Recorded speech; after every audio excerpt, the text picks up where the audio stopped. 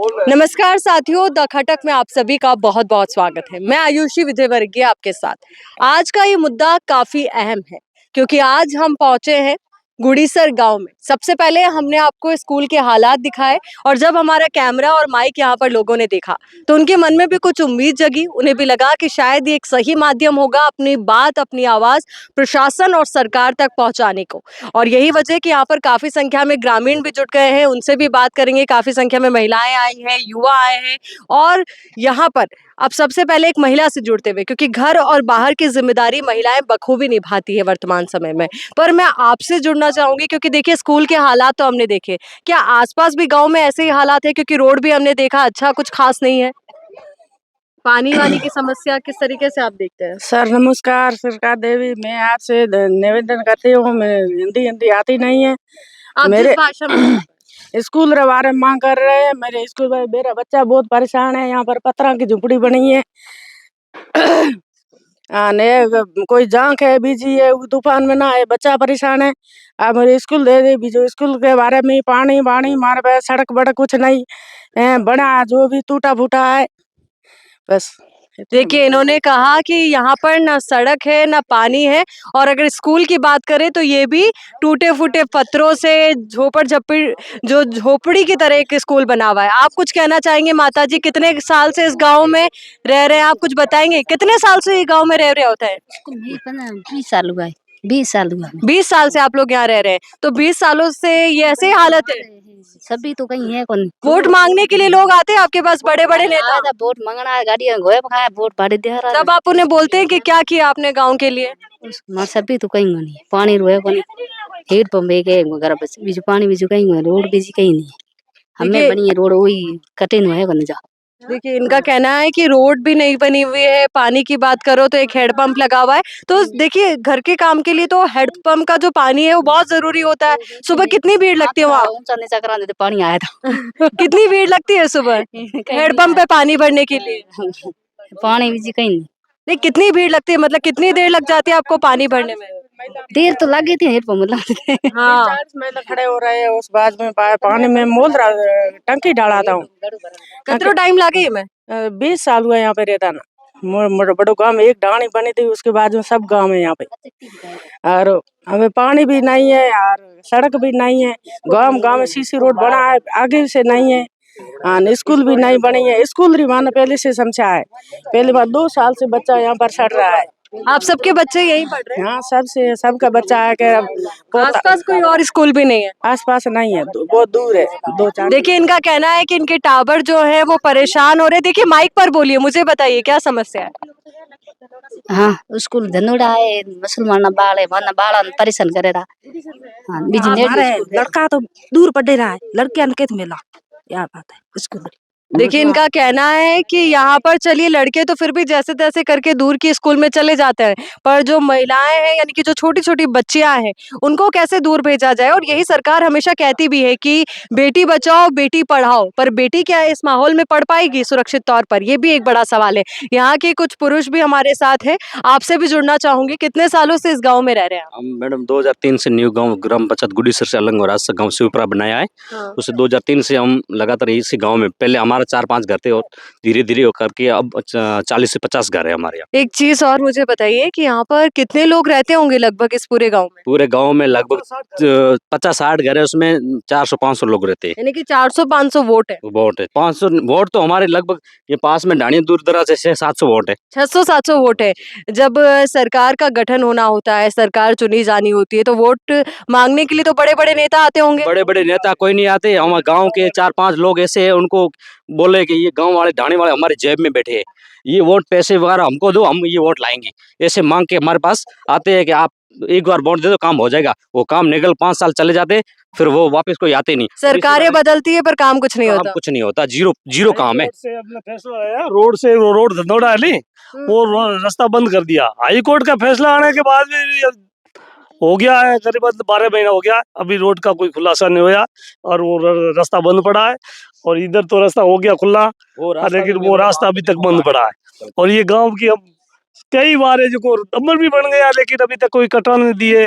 पटवारी और आरआई साहब को देते कहते हम थक गए, या 15-20 चेंज हो गए, लेकिन कोई सुनने वाला नहीं है। जिसको कागज दे उसके पास रह गया। और 3 तो तहसीलदार का चले गए ट्रांसफर होके। और सबको ये जमीन बताई, 2 साल होया ये स्कूल आई को, लेकिन आज दिन तक देख लो ये जमीन का हाल है। वो कह रहे हैं कि वो किसान है, ये देखो ये गवर्नमेंट की जमीन है। ये सारा इनकी सारी हाई कोर्ट में लगाई हुई रिट, लेकिन ये खड़ रहे हैं। और पटवारी और नारायण साहब पैसे लेके और इनको उल्टा सीधा लिख के और चले जाते हैं। ये देख लो, अब जयपुर में डेटा चल रही है इनका। हमें ये गांव बसा है, ये गांव की आबादी कटी हुई है, तो कहाँ जाएंगे कल? भविष्य कहाँ जाएगी? हम कहाँ जाएंगे? हमारा एक आदमी है यहाँ मुसलमान है, लाना खान, उसने रास्ता जीना हराम कर दिया। कहाँ निकले हम? पूरा हमारा ये ऐसी तैसी कर दी। उसको 6 बीघा मिली हुई है, लेकिन उसने पूरी आज 2 साल से उसने भटकाई है स्कूल के बारे में। वो स्कूल या बनने नहीं देंगे। कितने सालों से स्कूल की मांग चल रही है? 2 साल हो या स्कूल आई को, ये 2020 को 20 को आई है। और उसके बाद में अभी तक कोई प्रशासन में मुसलमान ज्यादा है। हम एसी का गांव है, एसी का कोई सुनता ही नहीं है। एसी के बच्चे हैं देखो, अब कह रहे हैं कि आजादी होगी। हमारे लिए कोई आजादी है? आप यहाँ आए हो, कौन सी आजादी है? कोई आजादी नहीं। हमारे कोई सुनता ही नहीं है कि जिसके पास जाते हैं एसी वाला को कोई सुनता ही नहीं है। अब एसी वाला गांव नहीं होता तो अभी ये गांव का ये हालत नहीं होता। सब आ ये जाते हैं। डामर का जो रोड अभी बन रहा है, जिसका काम चल रहा है अभी, जो हम आए जिस रास्ते से, ये अभी बनने लगा है या इससे पहले बना ये था? आज बना है, इसको 2008 में ये बनना था। गरवेल की थी, उसके लिए आज बन रहा है। अभी बना है। आप कुछ कह रहे थे? हाँ मैडम, मैं ये बोल रहा 26/7/2020 को स्कूल सेक्शन हुई। और हमने जैसे सेक्शन हुई, हमने मिठाइयाँ वगैरह बांटी और एक घर में संचालित की स्कूल। वो स्कूल संचालित वो घर की, किसका था? वो हमारे ताऊ जी लगते हैं भाइयों में, वही गांव में। तो क्या आप स्कूल की खुशी शिक्षा का मंदिर में कौन मना करेगा? तो उन्होंने स्कूल बैठने के लिए बच्चों को जगह दी। तो हम वहाँ स्कूल गुड़ वगैरह मिलाए, मिठाई वगैरह खाई। तो हमने बहुत अच्छा स्कूल चल रहा था। फिर हम प्रशासन के पास गए कि स्कूल जमीन काटो और स्कूल दो। तो तहसीलदार साहब ने 22/7 को उन्होंने ऑर्डर दिया, 7 दिन के अंदर जमीन काट के और स्कूल निर्माण किया जाए। लेकिन बाद में कोई सुनवाई नहीं हुई। अभी अभी पिछले 22 पटवारी भौरी चौधरी और अराई साहब रूपाराम जी, ये 22/8 को तहसीलदार ने दिया उनको यहाँ मौका देखने के लिए। वो मौका देखने के बाद यहाँ लांगा खान को बुलाया और बोला कि तेरी जमीन कितनी है? तो वो बोल रहा 6 बीघा मेरे को मिली है, 50 बीघा का मैंने 91 लगाया है। और 91 50 बीघा का सीधा वहां भी मिल रहा है। लेकिन उन्होंने बोला कि यहाँ लूंगा, क्योंकि आगे वाला हिस्सा मैं कब्जा कर लूंगा, पीछे वाला हिस्सा अपने आप मेरे आ जाएगा। तो ये लांगा खान की वजह से हमारी स्कूल 2 साल से भटकी हुई है। ने इसकी एनओसी सरपंच ने दी नहीं। अभी हमने गांव वालों को इकट्ठा किया, फिर हम लोग को गांव वालों ने बोला सरपंच को कि इनकी स्कूल के लिए तो एनओसी काट के दे। तो उन्होंने एनओसी के लिए किया। फिर यहाँ पटवारी आए तो उन्होंने मौका फर्द रिपोर्ट बनाई नहीं, ऐसे जाके कागज उनके पास रखे और ना कोई सुनवाई हुई। अभी तक हम भटक रहे हैं। हमारे तो बच्चे होंगे, पढ़ेंगे, उस बात है, लेकिन ये भविष्य बच्चों का खराब हो रहा है। अगर सरपंच का, पटवारी का, अरे साहब का किसी का खिलवाड़ है तो हमारे ये पुरुष है ना हमारे ये गांव के, उनसे ये बच्चों के कोई इनके साथ खिलवाड़ नहीं करना। ये शिक्षा का मंदिर है, इस बच्चों की ये टिन शेड में बैठे हैं, परेशान हो रहे हैं। हम ये बच्चों के लिए कर रहे हैं। देखिए, इन्होंने बहुत बड़ी बात की कि बच्चों का भविष्य यहाँ पे बिगड़ रहा है। आप भी यहीं से पढ़े हैं क्या?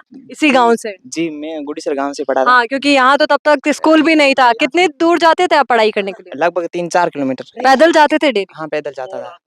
अभी कौन सी कक्षा में हो या कॉलेज कर रहे हो? अभी मैं बीएड फर्स्ट ईयर का स्टूडेंट हूँ।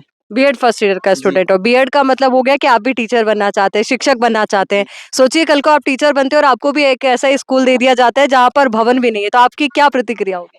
हमारी प्रतिक्रिया यही होगी कि प्रशासन से निवेदन किया जाएगा कि यहाँ पर भवन की सुविधा की जाए। एटलीस्ट टीचर को पढ़ाने के लिए एक भवन तो होना चाहिए ना। वो आपसे कोई एसी नहीं मांग रहा है भरी गर्मी में, पर कम से कम एक छत तो मांग रहा है। जी, तो हम सबसे पहले अगर भवन नहीं है तो ग्रामीणों की मदद से कहीं पढ़ाना चाहेंगे। फिर वो प्रशासन से हमारा निवेदन रहेगा कि वहाँ पर भवन वगैरह अवेलेबल कराया जाए ताकि हम बच्चों को सुगम रूप से पढ़ा सकें। बिल्कुल, देखिए ये भी कह सकते हैं देश का भविष्य है। कुछ और ग्रामीण भी है जो यहाँ पर अभी इंतजार में नीचे ही बैठे हुए हैं। काका जी, आपसे जुड़ते हुए आपसे जानना चाहूंगी, आप कैसी समस्याएं यहाँ महसूस करते हैं? हाँ ना, जो भी लागे ना वे बोलो। देखिए, बोल नहीं पा रहे पर ये यहाँ पर जुटे जरूर है। आप क्या कहेंगे? ये जो बच्चों को जब आप ऐसे देखते हैं पढ़ते हुए तो कैसा महसूस होता है? बच्चों सही पढ़ने चाहिए, स्कूल हमारी बननी चाहिए। स्कूल 2 साल हुए, हमारे जो मकान बने हुए हैं उस मकान में ये बच्चे पढ़ते थे। अभी छपरा बना के इधर बच्चों को पढ़ा रहे, तो स्कूल तो बननी चाहिए। तो हमारे स्कूल तो बनने बिना तो बच्चों को तो भविष्य सुधर जाएगा ना। हम तो मांझे ऐसी बात है कि हम तो भले अनपढ़ रहे के पर ये बच्चों को तो भविष्य सुधरना चाहिए न। 2 साल से हमारा वो मकान बनाया हुआ है, उस मकान में ये बच्चे पढ़ते थे। हाल अभी इधर छपरा बना के इसको बच्चों को पढ़ाई करा रहे हूँ, तो अभी हमारे स्कूल बननी चाहिए। जी, आप कुछ कहेंगे बाबूजी? स्कूल के बारे में ये स्कूल मेरे बननी चाहिए, बस मैं इतना ही बोल रहा हूँ बस। देखिए, संक्षिप्त शब्द ज़रूर है, पर सारगर्भित बात यहाँ पर है कि इन बच्चों के लिए स्कूल बननी चाहिए, जहाँ पर लगातार सरकार के द्वारा बड़े-बड़े दावे किए जाते हैं कि हमने हाई क्लासरूम डेवलप कर दिए, स्मार्ट क्लासेस डेवलप कर दी, पर ये स्मार्ट क्लासेस कब होंगी? जब इस तरीके के भवनों के हालात सुधरेंगे तभी ना, क्योंकि इसको तो मैं भवन भी नहीं कहना चाहूँगी, जहाँ पर एक मूलभूत सुविधाएँ तो छोड़िए कि अगर बच्चों को अगर टॉयलेट जाना हो तो कहाँ जाएँ, वो तो एक बहुत बड़ी बात हो गई। पर इन बच्चों के लिए पढ़ने के लिए कक्ष भी नहीं है। ये बड़ा सवाल और देखना यही अब महत्वपूर्ण है कि इस गाँव के हालात कब सुधरेंगे, कब इस गाँव के जो भविष्य हैं यानी कि जो नन्हे बच्चे हैं उनका भविष्य कब सुधरेगा। वीडियो जर्नलिस्ट राजेंद्र के साथ आयुषी विजयवर्गीय, द खटक, बाड़मेर।